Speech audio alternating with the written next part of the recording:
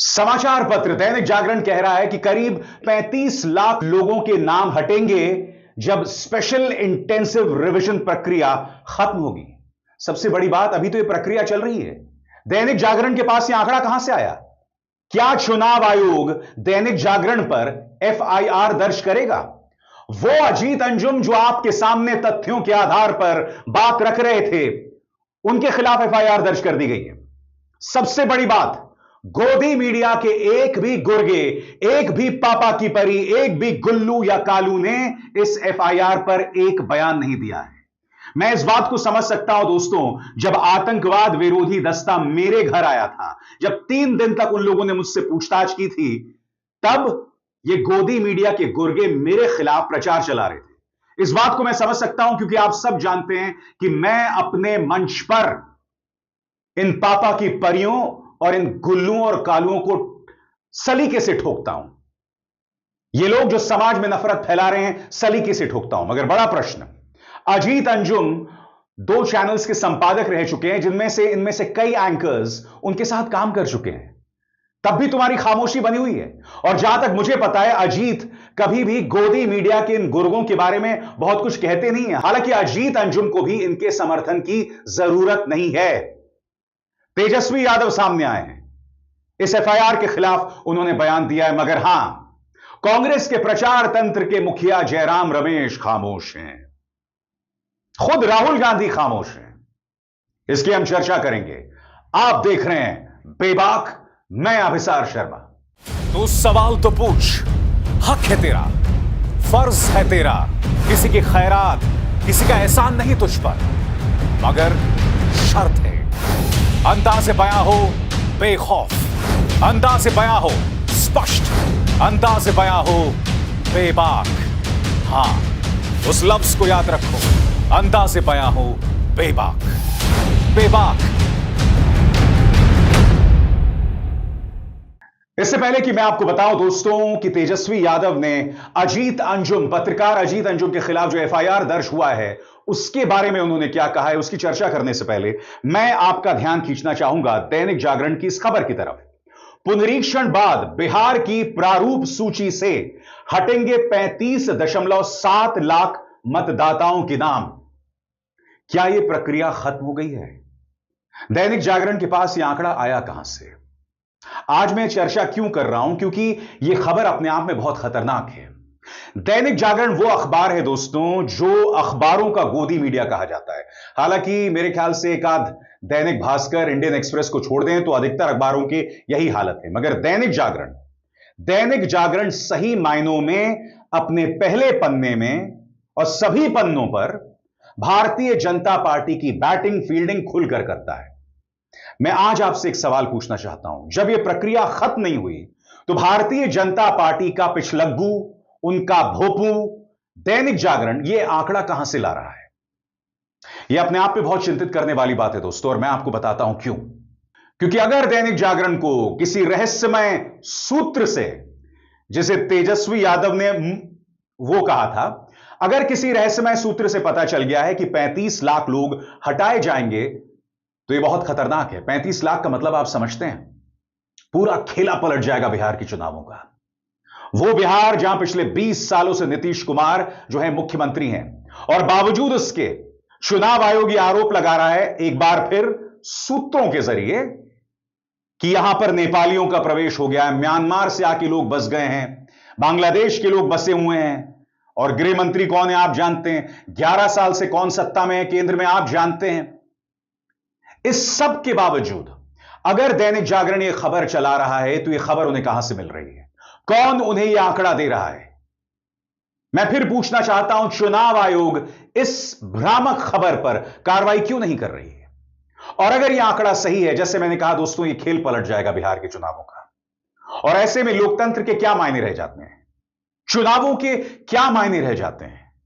सबसे बड़ी बात, खुद सुप्रीम कोर्ट ने 2 बातें कही थी कि समय बहुत कम है, इतने कम समय में आप इस पूरी प्रक्रिया को अंजाम दे रहे हैं, यह व्यावहारिक नहीं है। याद है आपको सुप्रीम कोर्ट में क्या कहा था चुनाव आयोग ने? कि सर प्लीज हमें मौका दे दो, अगर आपको पसंद नहीं आया तो हटा देना। यह कोई तर्क है? इसके अलावा सुप्रीम कोर्ट ने यह भी कहा था कि आप 3 दस्तावेजों का इस्तेमाल करें, 3 पहचान पत्रों का, जिसमें एक आधार कार्ड, एक वोटर आई कार्ड भी था। मगर चुनाव आयोग ने उस पर गौर नहीं किया। क्यों? क्योंकि वो महज सिफारिश थी। इनका अहंकार देखिए, ज्ञानेश कुमार का अहंकार देखिए दोस्तों। सुप्रीम कोर्ट मशवरा देता है, उसे मानते नहीं है, और फिर यह रहस्यमय आंकड़ा आता है 35 लाख का। मैं फिर आपसे पूछना चाहता हूं, अगर 35 लाख कम हो जाते हैं, सबसे बड़ी बात, क्या बिहार के अंदर 35 लाख नेपाली, बांग्लादेशी या म्यांमार से आए लोग बसे हुए हैं? क्या उन लोगों का नाम हटेगा? और अगर ऐसा है तो नीतीश कुमार को मुख्यमंत्री पद पर रहने का कोई अधिकार नहीं है। 11 साल से भारतीय जनता पार्टी सरकार केंद्र में क्या कर रही है? ये सवाल हैं, इन सवालों से मुंह नहीं मोड़ा जा सकता। बहुत आसान है लालू प्रसाद यादव को जंगल राज से जोड़ना। आज की तारीख में रोज एक उद्योगपति जो है वो बिहार में मारा जा रहा है। मगर मजाल है साहब, किसी गोदी मीडिया में इस बात को लेकर डिबेट हो कि जंगल राज चल रहा है। मैं फिर आपसे पूछना चाहता हूं, क्या गोदी मीडिया को अब बिहार में जंगल राज नहीं दिखाई दे रहा? क्यों नहीं चुनाव आयोग दैनिक जागरण पर कार्रवाई कर रहा? क्यों चुनाव आयोग ने अजीत अंजुम पर एफआईआर दर्ज कर दी है? वो अजीत अंजुम जिनकी रिपोर्ट में सिर्फ तथ्य थे, जो कैमरे पर था वही आपको दिखाया जा रहा था, उसके अलावा कुछ नहीं। यहां कोई सूत्र ना कुछ था, कुछ नहीं था साहब। फिर भी उन पर एफआईआर दर्ज किया गया है। मैं समझना चाहता हूं क्यों, और मैं आपको बतलाना चाहता हूं इस मुद्दे पर तेजस्वी यादव की कड़ी प्रतिक्रिया आई। मतदाता सूची पुनरीक्षण प्रक्रिया में लगातार सामने आ रही धांधली, गड़बड़ी, लगातार बदलते नियम और विपक्ष तथा मतदाताओं द्वारा उठाए जा रहे सवालों के प्रति चुनाव आयोग बिल्कुल बेपरवाह है। चुनाव आयोग चाहता है कि वो गड़बड़ी करते जाए और उन पर कोई उंगली भी ना उठाए। वरिष्ठ पत्रकार अजीत अंजुम ने वही किया जो एक निष्पक्ष और ईमानदार पत्रकारों को मतदाताओं के मताधिकार से जुड़े लोकतंत्र की एक महत्वपूर्ण प्रक्रिया में गड़बड़ी को लेकर तुरंत करना चाहिए था। जब मतदाता सूची पुनरीक्षण की प्रक्रिया में जानबूझकर की जा रही गड़बड़ी और खानापूर्ति को लेकर स्वाभाविक प्रश्न किया गया, तो चोरी पकड़े जाने पर चुनाव आयोग ने किस नैतिक अधिकार के तहत अजीत अंजुम जी पर एफआईआर दर्ज करवाया? एक वरिष्ठ निष्पक्ष पत्रकार पर नीतीश सरकार द्वारा एफआईआर घोर निंदनीय है।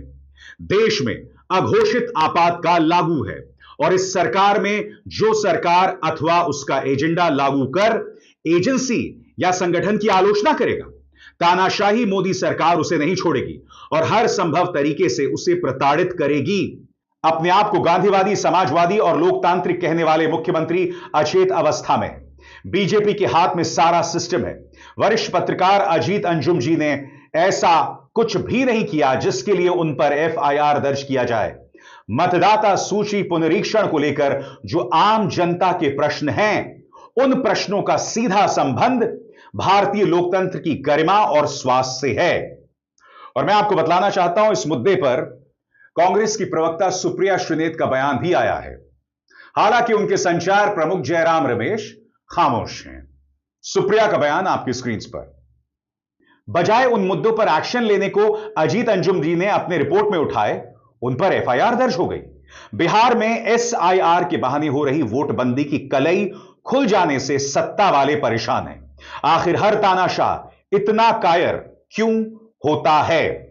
और आगे बढ़ने से पहले एक जरूरी संदेश, मेरे कार्यक्रमों के लिए आप नोटिफिकेशन का इंतजार मत कीजिए।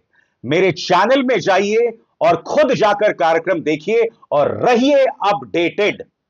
और हां, ज्वाइन कीजिए मेरा चैनल, देखिए यह जरूरी संदेश।